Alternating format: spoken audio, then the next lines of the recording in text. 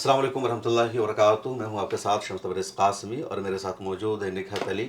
अभी अभी मैं जंतर मंतर और इंडिया गेट के इलाके से लौटा हूं। आंखों में जलन हो रही है क्योंकि मेरे सामने पुलिस ने लाठी चार्ज किया, आंसू गैस के गोले दागे और हम लोगों पर भी उसका असर हुआ।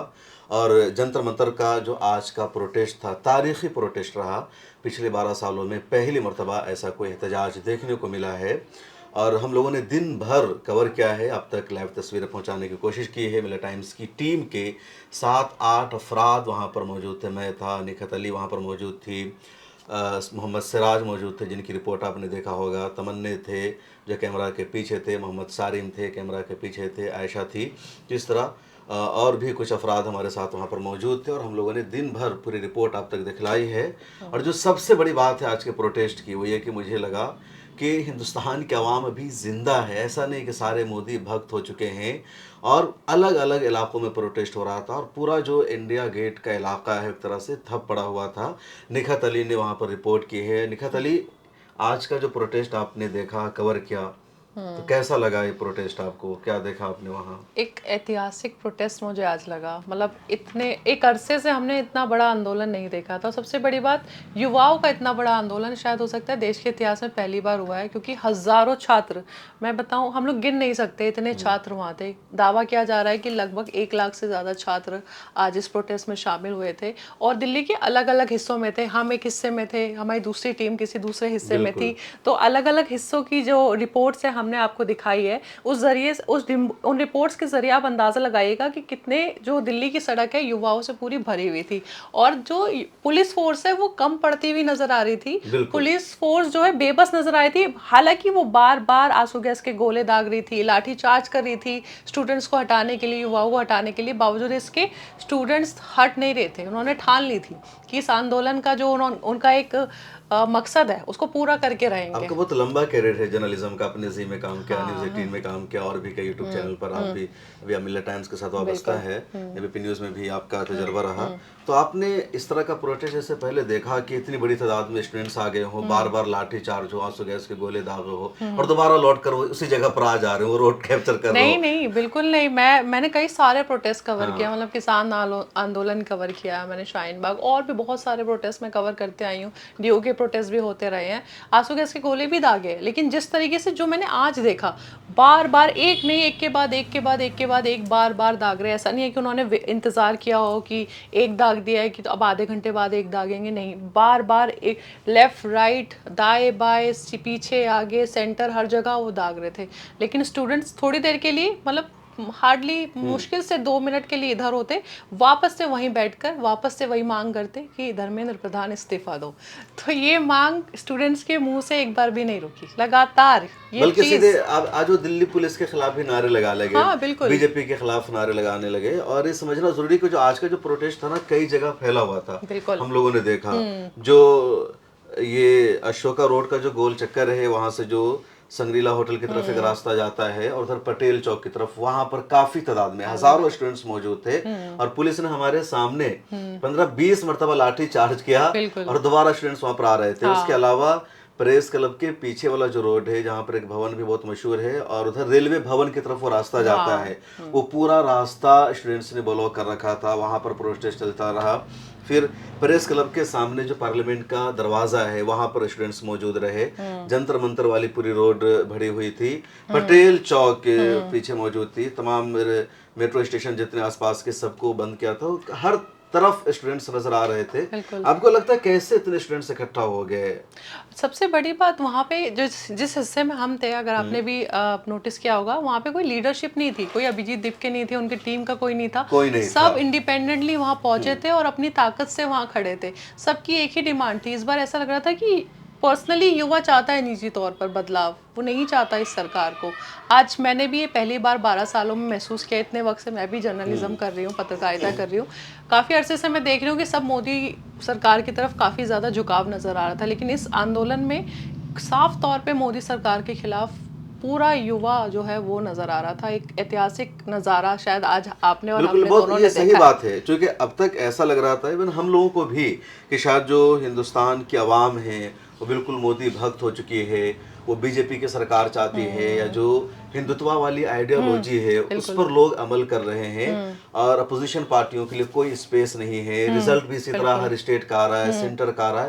लेकिन आज का प्रोटेस्ट देखने के बाद ऐसा लगा कि ऐसा नहीं है। देश की एक बड़ी आबादी वो है जो बीजेपी की सरकार नहीं चाहती, मोदी को पसंद नहीं करते, आरएसएस की आइडियोलॉजी से उनको शदीद नफरत है। और सिर्फ स्टूडेंट्स नहीं थे बल्कि स्टूडेंट्स के जो पेरेंट्स हैं वो भी आए हुए थे कि मैं अपने बच्चों के लिए हम आए हुए हैं, उनके फ्यूचर के लिए आए हुए हैं।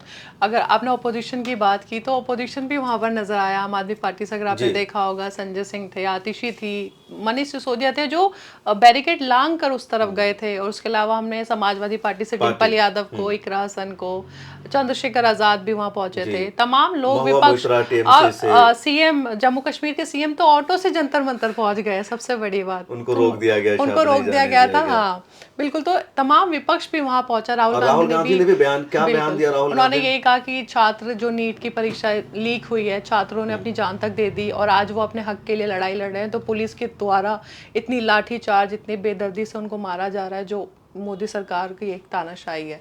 ये तमाम बयान जो है राहुल। अच्छा निखत, आज बातचीत भी हुई सौरभ दास की और आशुतोष की, लोग गए थे जेपी नड्डा से बातचीत करने।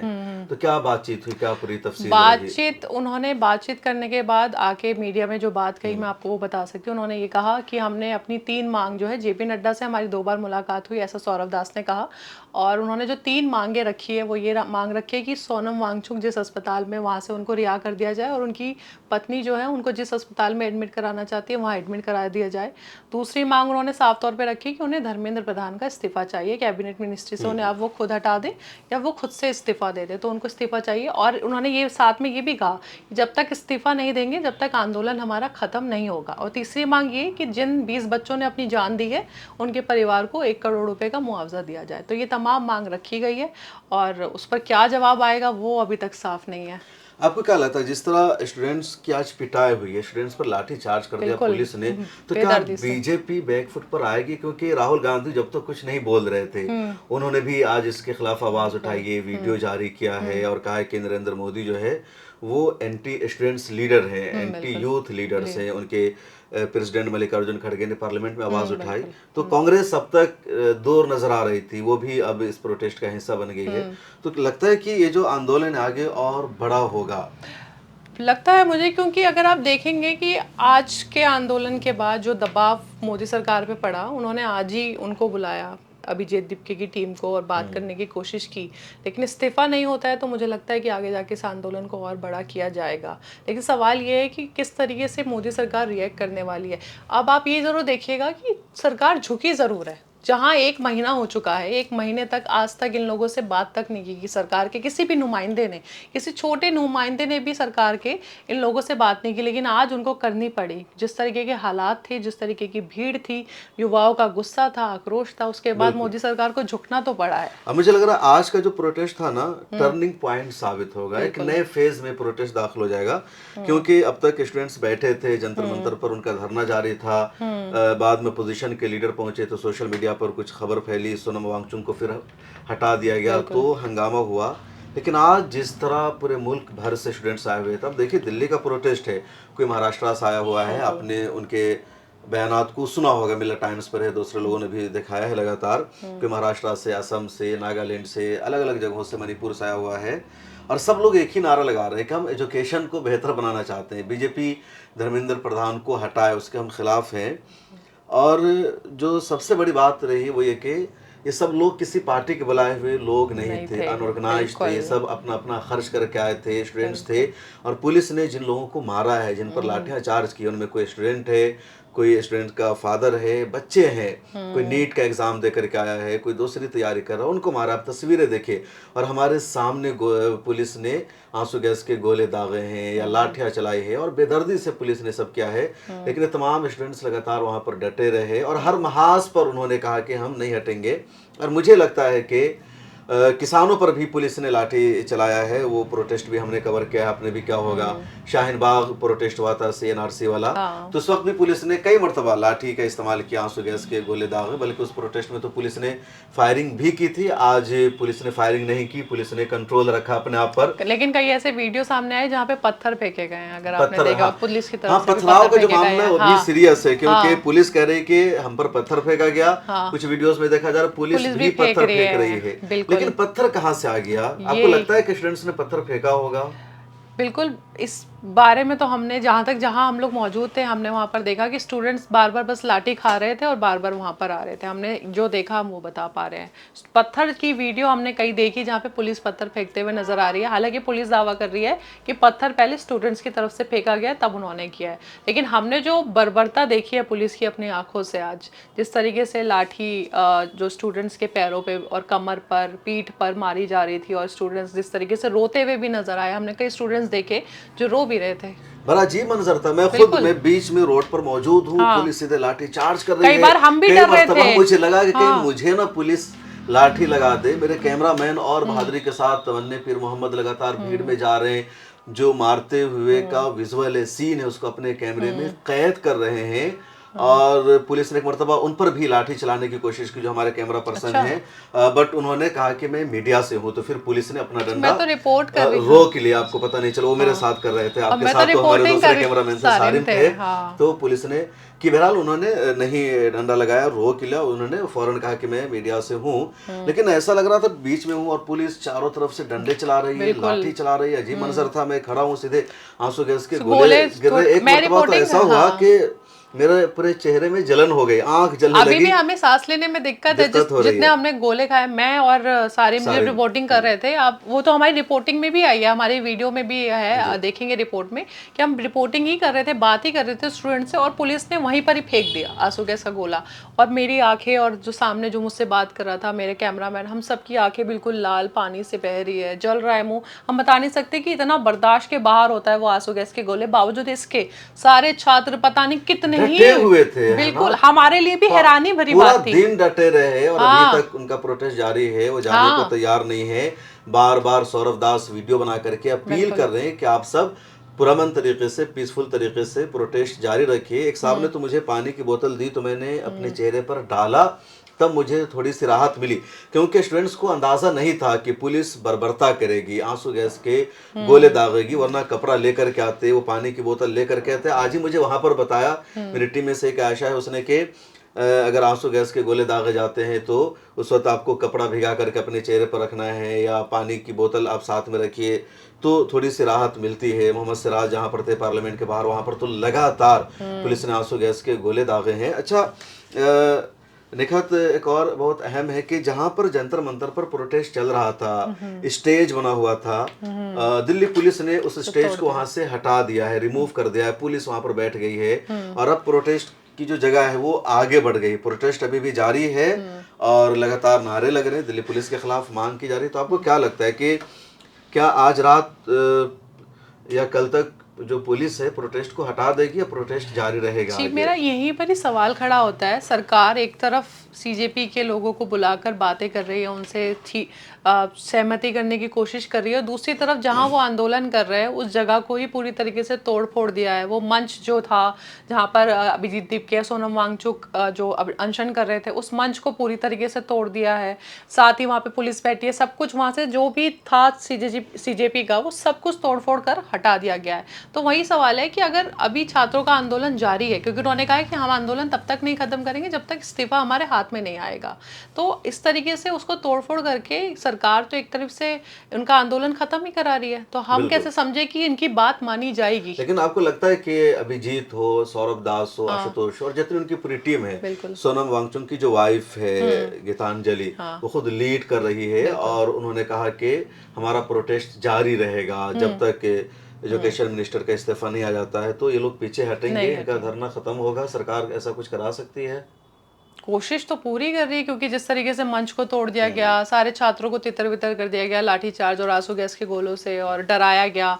अब देखना होगा कि अभिजीत दीपके इसको और कैसे लीड करते हैं, किस तरीके से आंदोलन को और आगे वैसे बढ़ाएंगे। अभिजीत दिपके ने बहुत अच्छा रोल प्ले किया, लोग तारीफ कर रहे हैं। मैं कुछ वीडियो सोशल मीडिया पर देख रहा हूँ कि कुछ लोगों ने लिखा भी है कि जो स्टूडेंट्स आए थे, जो यूथ आए थे, उनके अंदर गुस्सा था, जज्बात उनके भरे हुए थे। और कुछ लोगों ने सोशल मीडिया पर वीडियो बनाई है कि अगर ये यूथ चाहते, अभिजीत चाहते, तो शायद बांग्लादेश और नेपाल की तारीख रकम हो जाती है इंडिया में। लेकिन अभिजीत दिपके ने ऐसा नहीं होने दिया। इन्होंने स्टूडेंट्स को कंट्रोल किया, इन्होंने काबू में किया, इन्होंने कानून को हाथ में लेने नहीं दिया। और जो पत्थर चलाने की बात आ रही है, तो सुबह से एक वीडियो वायरल हो जिसमें देखा गया कि दिल्ली पुलिस ने खुद डंपर मंगवाया था और उसमें पत्थर रखा हुआ था। और लोगों ने कहा कि दिल्ली पुलिस ने खुद पत्थर मंगवाया है।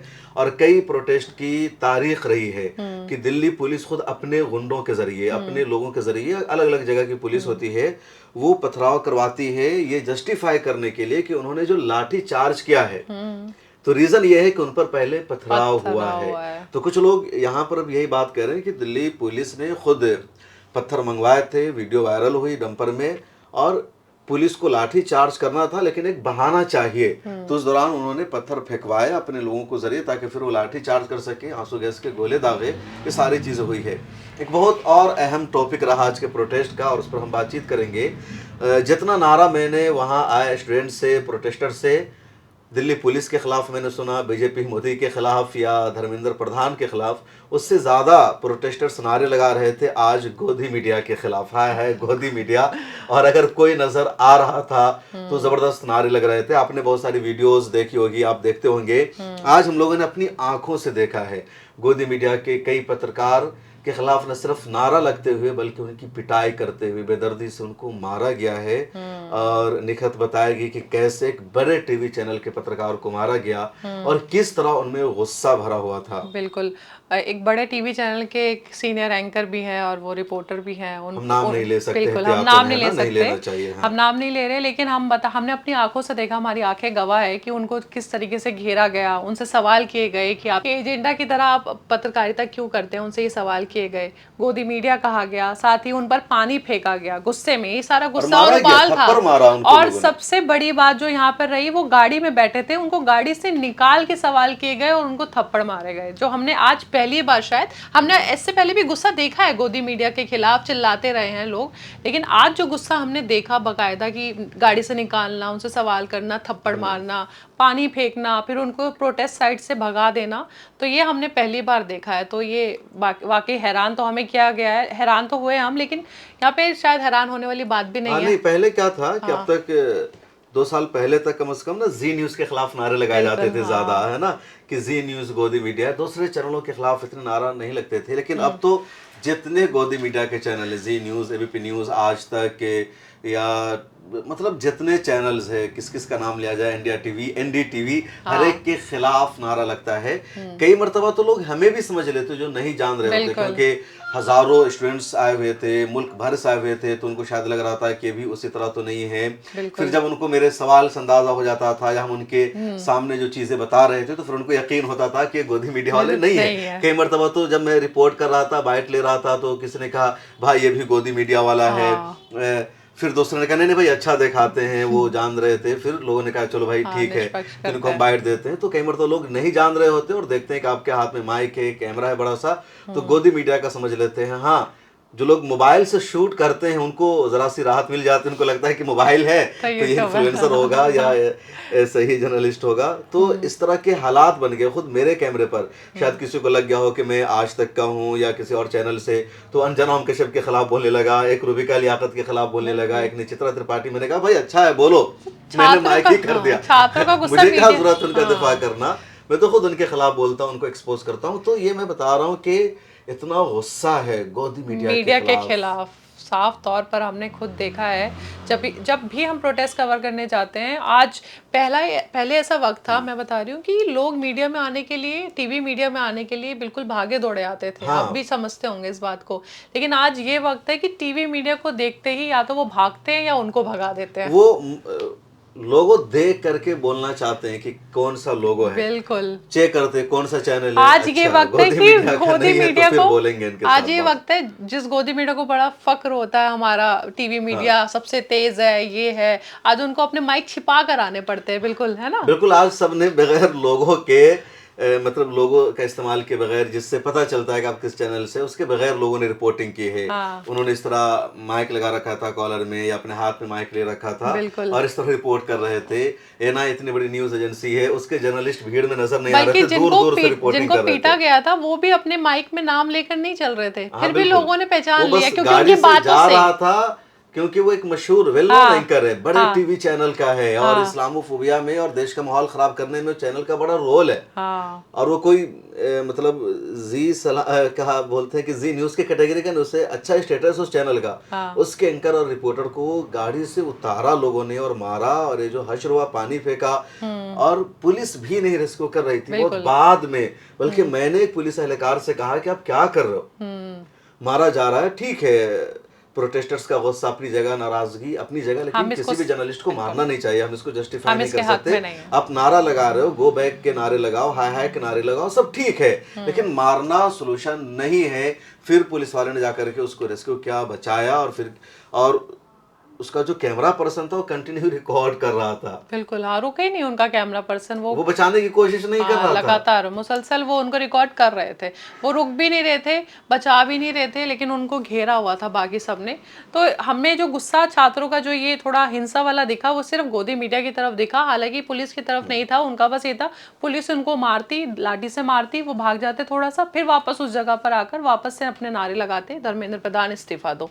तो हमने ये हिंसा तो हमने और कहीं नहीं देखी इसके अलावा। और जो प्रोटेस्ट है बहुत तारीखी रहा, ऐतिहासिक रहा, और हम लोग इस तारीख के गवाह भी बने। सामने में लाठी चार्ज हो रही है, पुलिस चारों तरफ से दौड़ा रही है, आंसू गैस के गोले दागे जा रहे हैं। और इससे पहले जितने प्रोटेस्ट हुए, प्रोटेस्ट एक अलग अंदाज का कि डायरेक्ट देश भर के जो स्टूडेंट्स हैं, जो यूथ हैं, वो मोदी सरकार के खिलाफ हैं। और आज के प्रोटेस्ट ने अपोजिशन पार्टियों को भी मुझे लगता है कि वो उम्मीद दिलाई है, और पूरे हिंदुस्तान को पता चला है कि सब लोग अंधभक्त नहीं हैं, मोदी भक्त नहीं है, वो बीजेपी की सरकार नहीं चाहते हैं। लोगों ने बाकायदा बताया कि इस समय ने सवाल किया कि आप यहाँ पर विरोध कर रहे हो, लगातार बीजेपी जीत रही है, तो उनका ये जवाब होता था कि वोट को चोरी किया जाता है, हम वोट देते हैं किसी और को, वोट चला जाता है किसी और को, बैलेट पेपर से वोट होगा या साफ शफाफ तरीके से अगर इलेक्शन होगा तो बीजेपी चुनाव नहीं जीत सकती है। और आज के प्रोटेस्ट ने या आज के एहतजाज ने ये साबित किया है कि दिल्ली में इतने सारे लोग हैं, लुटियन जोन में, आप दिल्ली के किसी और साइड वाले इलाके में प्रोटेस्ट कर लीजिए, सड़क को जाम कर दीजिए, पुलिस पर उतना फर्क नहीं पड़ता। हालांकि पुलिस वहाँ भी लाठी चार्ज करती है, लेकिन वो जो पार्लियामेंट का इलाका है उसके आसपास की जो सड़कें हैं, कोई सड़क किसी मिनिस्ट्री के ऑफिस को जा रही है, कोई सड़क किसी कैबिनेट मिनिस्टर के घर को जा रही है, पूरा वीआईपी इलाका है, तमाम अहम तरीन इंस्टीट्यूशन वहाँ पर मौजूद है, और वहाँ पर किसी प्रोटेस्ट का होना, तमाम सड़कों का बंद हो जाना बहुत बड़ी बात है। और वो प्रोटेस्ट आज का हुआ दिल्ली में। समझे, आपसे एक सवाल करूंगी मैं ये कि चले मान लेते इस्तीफा दे देते धर्मेंद्र प्रधान, आपको मतलब मोदी सरकार को लेके क्या सोचते हैं फिर इसके बाद, अगर वो इस्तीफा दे देते हैं तो उन पर क्या असर पड़ेगा मोदी सरकार पर? देखिए बहुत बड़ा असर पड़ेगा। इस्तीफा देने का मतलब ये होगा कि आपकी कैबिनेट में ऐसे लोग थे जो भ्रष्ट हैं, जिनकी वजह से पेपर लीक हो रहा है, जो अपनी जिम्मेदारी को पूरा नहीं कर पा रहा है, तो रिस्पॉन्सिबिलिटी आएगी, अकाउंटेबिलिटी आएगी कि आपने जिम्मेदारी एक्सेप्ट की है। ऐसा नहीं कि मोदी के बारे में से कहा जाता है कि इनकी जो तनकीद होती है, इनके खिलाफ जो निगेटिव प्रोपेगेंडा होता है, तो उसको ये पॉजिटिव प्रोपेगेंडा में तब्दील कर लेते, लेकिन हर मर्तबा वैसा नहीं हो सकता। तो कम से कम ये होगा कि सरकार को झुकना पड़ा है। देखिए 12 साल हो गए, और 12 साल में अपोजिशन एक भी मुद्दे पर सरकार को नहीं झुका सकी है। आप सेंटर में तो छोड़िए, किसी स्टेट में भी किसी मिनिस्टर का इस्तीफा नहीं ले सकी है। दूसरी तरफ बीजेपी लगातार इनके एमपीज को तोड़ रही है, इनकी पार्टियों को तोड़ रही है, इनको नुकसान पहुंचा रही है बगैर जीते हुए। मतलब बीजेपी को इलेक्शन में जीत मिलती है 240 सीटों पर, और पार्टियों को तोड़कर बीजेपी ने अपने एमपीज की तादाद को 300 के पार पहुंचा दिया है। अपोजिशन कुछ नहीं कर पा रही। तो ऐसे में अगर एक मिनिस्टर का इस्तीफा हो जाता है तो सीधे सरकार को झुकना पड़ रहा है और स्टूडेंट्स के सामने, उन लोगों के सामने जिनको सियासत का कोई तजर्बा नहीं, एक्टिविज्म का कोई तजर्बा नहीं, पहली मर्तबा आया है, तो एक मैसेज जा रहा है। हालांकि मैंने देखा कि गोदी मीडिया ने इस मैसेज को काउंटर करने की कोशिश की और ये इल्ज़ाम लगा दिया, जो खबरें चली वहाँ पर, कि ये नेपाल बनाने की कोशिश कर रहे हैं, बांग्लादेश बनाने की कोशिश कर रहे हैं और पुलिस की कार्रवाई को, पुलिस एक्शन को ये जस्टिफाई कर रहे हैं। हालांकि ऐसा नहीं है, इन लोगों ने कानून को हाथ में लिया, कहीं भी कुछ भी नहीं किया। तो इस्तीफा देने का मतलब है कि सरकार की वाज़ेह तौर पर हार मानी जाएगी। देखिए ना, कांग्रेस की सरकार में क्या हुआ था, जब कांग्रेस पर 2011 में करप्शन का इल्ज़ाम लगा यूपीए की गवर्नमेंट में और आरटीआई से इन्फॉर्मेशन आई कि क्या क्या घोटाला हुआ, कॉमनवेल्थ गेम्स में कई सारे घोटाले हुए थे, और जब एक मिनिस्टर ने इस्तीफा दिया तो प्रूफ हो गया कि कांग्रेस में घोटाला हुआ है। फिर दूसरे ने इस्तीफा दिया, फिर घोटाले का सिलसिला जारी रहा, फिर अन्ना हजारे को आना पड़ा कांग्रेस के खिलाफ प्रोटेस्ट करने के लिए। तो एक शुरुआत होती, तो अगर धर्मेंद्र प्रधान ने रिजाइन दे दिया तो पता ही चला कि सरकार में जो लोग बैठे निकम्मे हैं, इनके पास काबिलियत नहीं है, तो एक सिलसिला शुरू हो गया, स्टूडेंट्स को एक उम्मीद होगी। इसी बीच खबर आई थी, प्रोटेस्ट के बीच में ही हमने सुना था कि अमित शाह जो है वो मिलने गए हैं धर्मेंद्र प्रधान से। हाँ तो बिल्कुल, हो उम्मीद सकता लगा ले उनको कि समझाया होगा कि भाई तुम्हारी वजह से पूरी सरकार हमारी बदनाम हो रही है, हाँ। तो तुम छोड़ दो मिनिस्ट्री, कुछ नहीं, और तुमको पहला मेरे को लगता है पहला सवाल जो है सीजीआई सूर्यकांत से भी कर सकते हैं। कि तुमने कॉकरोच क्यों बोला आपका एक इनको। बयान इतना भारी पड़ गया है सरकार पर, एक सीजीआई सूर्यकांत का एक बयान कितना भारी पड़ गया सरकार पर, ये हम सब इतिहास गवाह है और आज हम भी उसके गवाह हैं, आप भी गवाह बन रहे हो उसके। किसने नहीं सोचा था कि इतना बड़ा प्रोटेस्ट आंदोलन, किसानों का प्रोटेस्ट हुआ। बट किसानों का प्रोटेस्ट क्या था कि उसमें ज्यादातर पंजाब के किसान थे, तो बीजेपी ने एक नैरेटिव सेट कर दिया कि ये सिखों का प्रोटेस्ट है या पंजाब के किसान को प्रॉब्लम है। देश भर के किसान को बीजेपी ने नहीं जुड़ने दिया। सीएनआरसी का प्रोटेस्ट था, बहुत बड़ा था, 3 महीने तक, बल्कि 100 दिन से ज्यादा तक वो प्रोटेस्ट जारी रहा। तो उसको एक रंग दे दिया गया कि मुसलमानों का प्रोटेस्ट है, तो हिंदू और मुसलमानों का आपस में लड़ाई गई। पहला प्रोटेस्ट है कि जिस पर किसी कम्युनिटी का टैग नहीं है, किसी रिलीजन का टैग नहीं है, किसी इलाका का टैग नहीं है, बल्कि आम स्टूडेंट्स और आम इंडियंस का प्रोटेस्ट है जो सरकार के खिलाफ है। दूसरे लफ्जों में कहिए कि इंडिया की जो जेंजी है उसका प्रोटेस्ट है, और जेंजी का जो प्रोटेस्ट है पूरे हिंदुस्तान नहीं बल्कि दुनिया भर में इन दोनों सुर्खियों में है।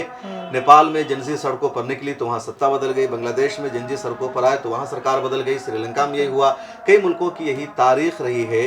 तो इस वजह से इंडिया में जेंजी का जो प्रोटेस्ट है वो लगातार बढ़ता जा रहा है, कामयाब होता जा रहा है। प्रोटेस्ट पुलिस के सामने लगातार सीना सपर हो रहे। एक नौजवान, बल्कि कई नौजवान की वीडियो हम लोगों ने देखा कि एक नौजवान है, पुलिस उसको डंडे मार रही है, वो बंदा अड़ जाता है, हाँ, बोल रहा है मारो जितना मारना है, फिर हाँ। पुलिस को ही डरना पड़ता है, पुलिस मारना बंद करती है, एक लेडी पुलिस जाकर उसको वहां से किनारे करती। इसी तरह की एक और वीडियो है, वहां पर मैं तो नहीं था लेकिन उसकी वीडियो सामने है कि पुलिस उसको डंडे मार रही है, वो बंदा खड़ा हुआ डंडे खा रहा है। और भी कई लोगों को पुलिस ने बेदर्दी से घिसेटा है, उसको लिटाया है, उसको डंडे मारा है, बहुत सारे लोगों को पुलिस ने डिटेन भी एक किया तो मेरे है। सामने ही है, मतलब इतनी हिम्मत छात्रों में या युवाओं में कहे कि मतलब पुलिस के सामने उन्होंने गाड़ी को रोका, पुलिस की साफ तौर पे गाड़ी को रोका, उन्होंने इतनी हिम्मत दिखाई और फिर पुलिस को उनको उठाकर अलग करना पड़ा, जिस तरीके से उठाया। गाड़ी को रोक दिया। हाँ बिल्कुल, एक अकेले छात्र ने, युवा ने, बिल्कुल वो उस पर लेट गया, आखिरकार 4-5 पुलिस वालों ने उसको उठाकर कोने में मान लीजिए फेंका, इस तरीके से करा है।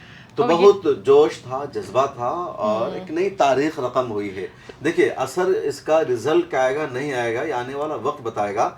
आज के प्रोटेस्ट ने ये साबित कर दिया है कि हिंदुस्तानी अवाम अभी जिंदा है, तमाम लोग अंधभक्त या बीजेपी सपोर्टर नहीं है, और ये लोग जो सियासत है हिंदू मुस्लिम की उसके खिलाफ। ऐसा नहीं कि लोग सिर्फ इसी बात की वजह से आए थे कि पेपर लीक हो रहा है, बल्कि मेजोरिटी इस वजह से आई थी कि जो हुकूमत है ये अवाम के मफाद के मुताबिक काम नहीं कर रही है, लोगों को बेवकूफ़ बनाया जा रहा है। हाँ, कई ऐसे लोगों से मेरी बात हुई, प्रोटेस्टर्स से, जो भी युवा थे, उन्होंने कहा बकायदा कि हम हिंदू मुसलमान की राजनीति में अब नहीं फंसेंगे, बस बहुत हो गया, अब हमें चाहिए काम, हमें चाहिए शिक्षा, हमें चाहिए रोजगार। इन तमाम मुद्दों पर हम यहाँ पर खड़े हैं। सिर्फ ये नहीं कि नीट परीक्षा पर ही खड़े थे, इन तमाम मुद्दों पर आज जो युवा है वो खड़े थे। और कहते हैं ना कि संसद का रास्ता सड़क से होकर जाता है, तो आज सड़क पर सिर्फ युवा ही युवा थे। उन्होंने साबित कर दिया कि अगर देश बदलेगा तो शायद युवा ही बदल सकता है। बिल्कुल। और एक लफ्ज में कह सकते हैं कि जेंजी का जो प्रोटेस्ट आज का कामयाब रहा, तारीखी रहा। अब देखिए आगे आगे क्या होता है। शुरुआत तो हुई। बिल्कुल, तो बहुत शुक्रिया हमें सुनने के लिए। आप अपनी राय भी दीजिएगा, हमारी रिपोर्ट देखते रहिए। बहुत बहुत शुक्रिया। अगर आप चाहते हैं कि मीडिया के मैदान में हमारी कोई आवाज़ बने, मिल्लत टाइम्स मजबूत हो और इसी तरह आज़ादी के साथ ये इदारा काम करता रहे, तो आपको इसकी मंथली मेंबरशिप और सब्सक्रिप्शन लेनी होगी। ज़्यादा नहीं, महीने में 99 या 299 की भी आप मेंबरशिप लेंगे, ये इदारा मजबूत बनेगा। आपकी आवाज़ को इसी तरह मिल्लत टाइम्स उठाता रहेगा। यहाँ एक QR कोड आपको दिख रहा है, इसको आप स्कैन कर सकते हैं या डिस्क्रिप्शन में हमारी वेबसाइट का लिंक मौजूद है, उस पर क्लिक कीजिए। इस तरह का पेज खुलेगा आपके मोबाइल पर, जहां पहले अपना नाम लिखना है, जिस तरह कॉलम बना हुआ है फर्स्ट नेम एंड लास्ट नाम का। उसके बाद फ़ोन नंबर आपको लिखना है, उसके नीचे ईमेल ID आपको अपनी डालनी है, उसके नीचे आई डिक्लेयर लिखा हुआ है जहां आपको टिक कर देना है। नीचे आ जाएंगे, पे नाउ का बटन मौजूद है, जैसे ही आप क्लिक करेंगे UPI एप्लीकेशन खुल जाएगा, खा गूगल पे हो, फ़ोन पे हो, पेटीएम हो या कुछ और हो, और वहां से आगे जो पेमेंट का प्रोसेस है उसको कंप्लीट करना है। इस तरह आप मिल्लत टाइम्स के मेंबर और सब्सक्राइबर बन जाएंगे।